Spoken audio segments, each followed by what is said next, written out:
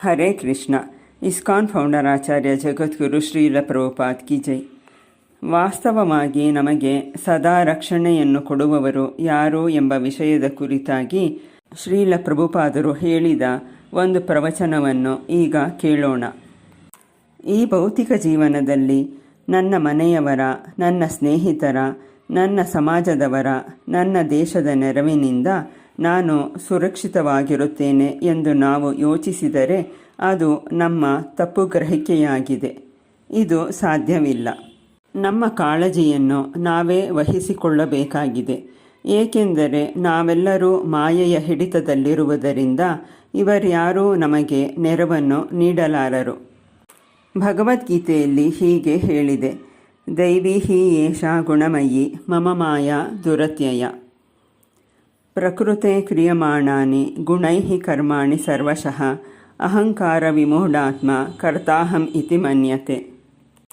ನಾವು ಮಾಯೆಯ ಹಿಡಿತದಲ್ಲಿರುವುದರಿಂದ ನಮಗೆ ಸ್ವಾತಂತ್ರ್ಯವಿಲ್ಲ ಮತ್ತು ನಮಗೆ ನೆರವನ್ನು ನೀಡಲು ಯಾರೂ ಸ್ವತಂತ್ರರಲ್ಲ.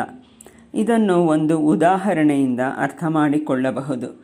ಸಪೋಸ್ ನಾವು ಏರೋಪ್ಲೇನನ್ನು ಚಲಿಸಲು ಕಲಿತುಕೊಳ್ಳುತ್ತೇವೆ ಮತ್ತು ನಾವು ಆಕಾಶದಲ್ಲಿ ಎತ್ತರಕ್ಕೆ ಹೋಗುತ್ತೇವೆ.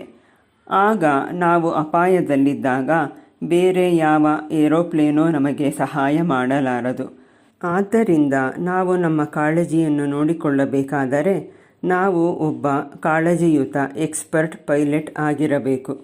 ಅದೇ ರೀತಿ ಈ ಭೌತಿಕ ಜಗತ್ತಿನಲ್ಲಿ ಮಾಯೆಯ ಹಿಡಿತದಿಂದ ತಮ್ಮನ್ನು ರಕ್ಷಿಸಿಕೊಳ್ಳಲು ಪ್ರತಿಯೊಬ್ಬರೂ ತಮ್ಮ ಬಗ್ಗೆ ತಾವೇ ಕಾಳಜಿ ವಹಿಸಬೇಕು. ಇದು ಕೃಷ್ಣ ಪ್ರಜ್ಞಾ ಆಂದೋಲನ. ಒಬ್ಬ ಟೀಚರ್ ಅಥವಾ ಆಚಾರ್ಯರು ನಮ್ಮನ್ನು ಹೇಗೆ ರಕ್ಷಿಸಿಕೊಳ್ಳಬಹುದೆಂಬ ಸೂಚನೆಗಳನ್ನು ನಮಗೆ ಕೊಡಬಲ್ಲರು.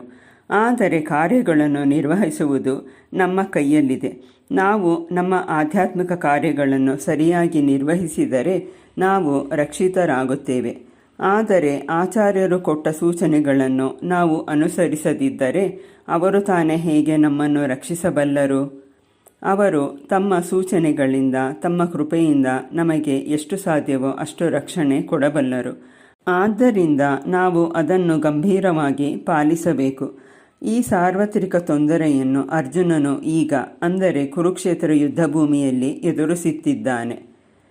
ದೇಹಾಪತ್ಯ ಕಲತ್ರಾದಿಷು. ದೇಹಾಪತ್ಯ, ದೇಹ ಅಂದರೆ ಈ ದೇಹ, ಅಪತ್ಯ ಅಂದರೆ ಮಕ್ಕಳು, ಕಲತ್ರ ಅಂದರೆ ಹೆಂಡತಿ.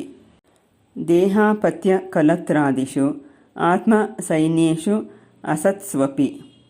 ನನಗೆ ಮಕ್ಕಳು, ಮೊಮ್ಮಕ್ಕಳು, ತಾತ, ಮಾವ, ಭಾವ ಮುಂತಾದವರು ಮತ್ತು ಅನೇಕ ಮಿತ್ರರು, ಸಮಾಜದವರು, ದೇಶದವರು ಇದ್ದಾರೆ ಮತ್ತು ಈ ಸೈನಿಕರಿಂದ ನಾನು ರಕ್ಷಿಸಲ್ಪಡುತ್ತೇನೆ ಎಂದು ನಾವು ಯೋಚಿಸುತ್ತೇವೆ. ಇಲ್ಲ, ಇವರ್ಯಾರೂ ನಮ್ಮನ್ನು ರಕ್ಷಿಸಲಾರರು. ಇವರೆಲ್ಲ ಟೆಂಪರರಿ, ತಾತ್ಕಾಲಿಕರಾದವರು.